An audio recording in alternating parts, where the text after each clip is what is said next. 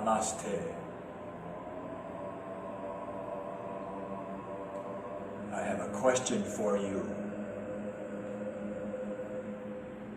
How gullible are you?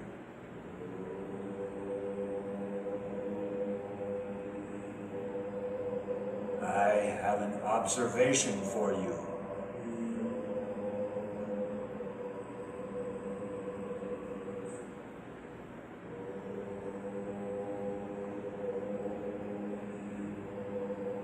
With an element of advice. Watch your thoughts, because they become words. Watch your words, for they become actions. Watch your actions, for they become habits. Watch your habits, for they become character. Watch your character, for it becomes your destiny.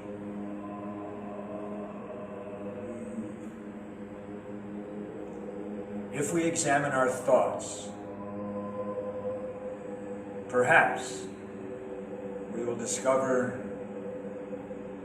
that our interpretation of the story of Noah's Ark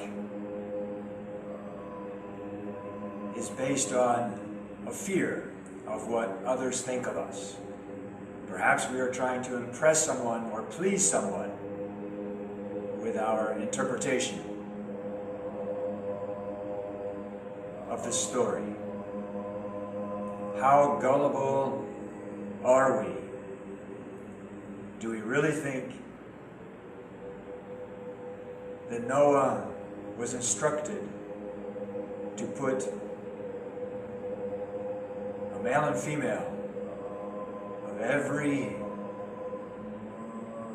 beast, fowl, and thing that creepeth upon the earth, that breathes through its nostrils, a male and female of every flea, of every fly, of every gnat,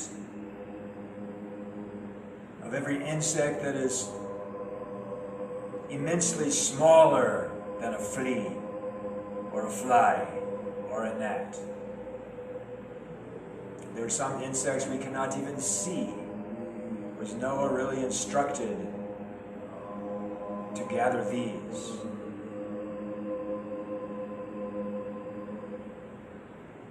No. Why? Because the story of Noah is a metaphor. It's a metaphor. It's not to be taken literally. With that in mind,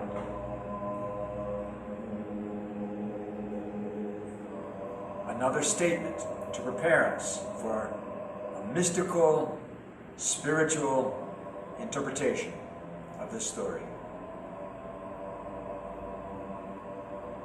There is nothing outside of us. It is an illusion. There is nothing outside. There is no separation. The water, the rain, the animals, the fowls, the insect, the ark itself is not outside of us. These things are us. Noah himself represents an advanced, ripened soul, ready for its ascension to God. The water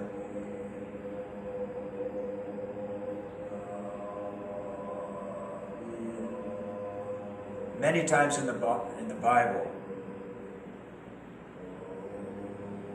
the voice of God speaking is likened to the sound of many waters.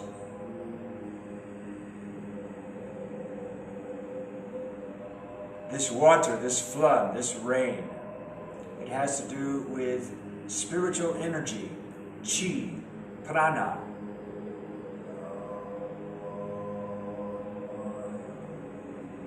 This spiritual energy is going to interact with the material world and purge it of its corruption, purify the soul through an action that is similar to an acid burning away the corrupt.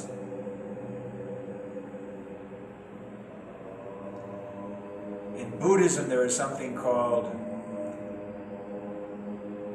rain on the lake. It's a sound that occurs to an effective meditator. They hear it, an internal om. It's the sound of many waters. It sounds like a waterfall or rain on the lake. This is the sound of a purifying process in effect. Also, water refers to the yin element. We have the yang, the masculine element, yin, the feminine element. Water is associated with the female. So this water has to do with the purification of the yin element, the purification of our carnal nature, our sexual energy, procreative energy is being refined into more spiritual energy. The ark itself represents a discipline, a strategy, whether it be breath control or working with a mantra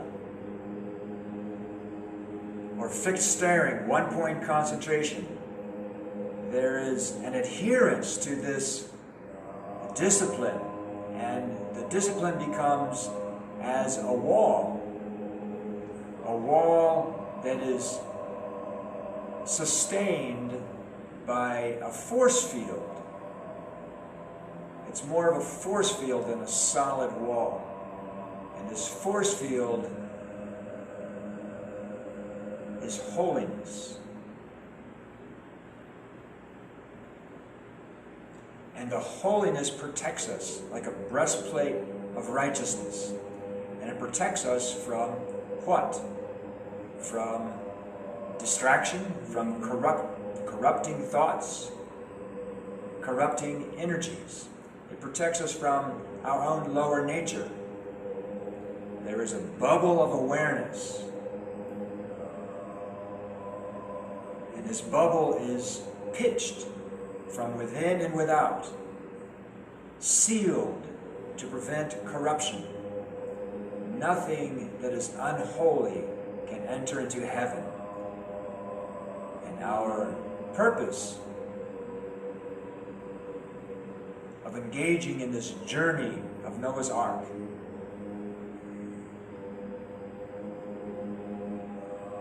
is to take the soul and prepare it and then make it rise up so that it can have communion with God. So, we have the instructions to pitch the ark, made of gopher wood. There is no such thing as gopher wood in the ancient Hebrew language. But in that language, G is very similar to K. And so theologians speculate that the actual word could be not a wood that does not exist, but gopher, spelled with a K, which means to seal or to atone from sin. And so the instructions to make an ark of gopher wood is very simple, actually. Make an ark of pitched wood. Seal it so that there are no distractions and no corruption. So, we have the ark constructed, and then it begins to rain. This is a spiritual energy coming down from heaven, and it starts to inundate the whole world, the whole corrupt world. It starts to purify everything. And the energy starts low, just like an internal alchemy, Chinese internal alchemy. We start with sexual energy being transformed into more spiritual energy. And this happens in what is known as the lower Tan Tien. This is the door in the side of the ark. We enter into this state of meditation through the lower Tan Tien. And then the energy starts to purify and rise up. The ark is being lifted up as the floods get deeper and deeper. Energy lifting, becoming more pure.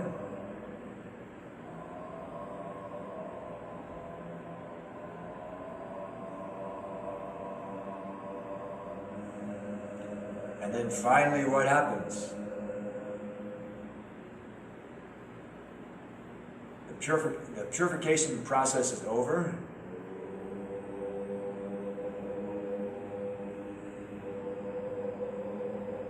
The raven is let out. The raven, a black bird associated with the dark side of the soul. The raven, after months of purification, is let out through the one window. How many windows were in the ark? Most artists like to portray the ark as having many windows. There had to be light so the so-called animals could see. No, there was only one window. It was only 1 cubit high. An obvious reference to the third eye.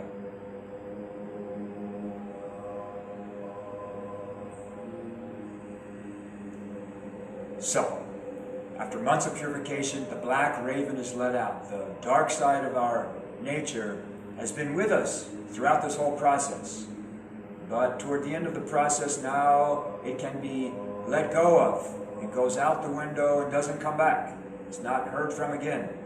The conquest of the dark side. The yin nature, the dark side of the human soul has been conquered, refined into pure light. God is light. There's no darkness in God. There's no darkness in heaven. Even though many people like to believe that, they simply don't want to eradicate corruption from their souls. A big mistake. So the raven being one of the fowls. All of the animals represent aspects of the human being. How would it be possible? We should not be gullible. How could it be possible to gather up male and female? All of the species. It's very possible. It's extremely possible. In fact, it's difficult not to gather up every single species of every single insect, fowl, and beast. It's very simple. We become one with all things. When we become one with all things, everything is us. There's no need to count. There's no need to go and collect because we are everything. And in this state of being at one with all things, all conflict ceases. There's not going to be a lion hungry looking to eat a lamb. All things are one. There's no conflict. When the one is achieved, all conflict ceases. So after the raven is let out, that part of the soul is purified. Then the dove is let out. The dove represents a higher state of consciousness, much more palatable to the mind of God. And this dove goes out 3 times, brings back the olive branch, signifying that all is ready now. The human soul, Noah, is qualified to leave the ark and walk with God.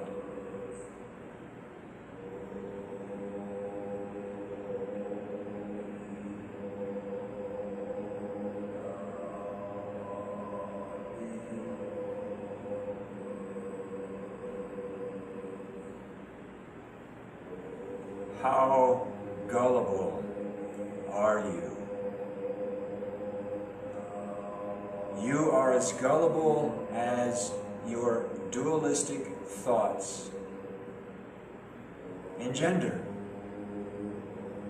As long as we see a separation between ourselves and God and the universe, as long as we see a separation, we will not understand spiritual text. We will interpret it in a way that separates us from the true meaning of the spiritual text. As long as we see anything as being outside of us, this is the flaw, the basic flaw in the human soul, which led to the fall of Adam and Eve. Metaphors. But as long as we see anything as being outside of us, there will be suffering, there will be corruption, there will be a need to redeem through a meditative process.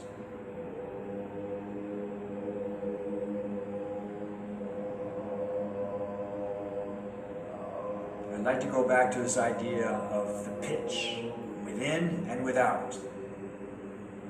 That means that we have to seal up our activities, external activities, make them wholesome, and we have to seal our inner world as well. As I spoke of before about watching our very thoughts.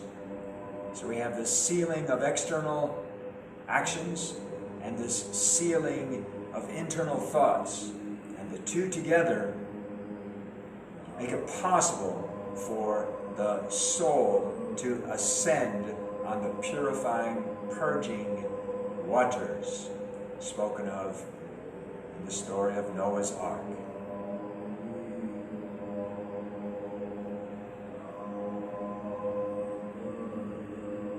Namaste. God bless you.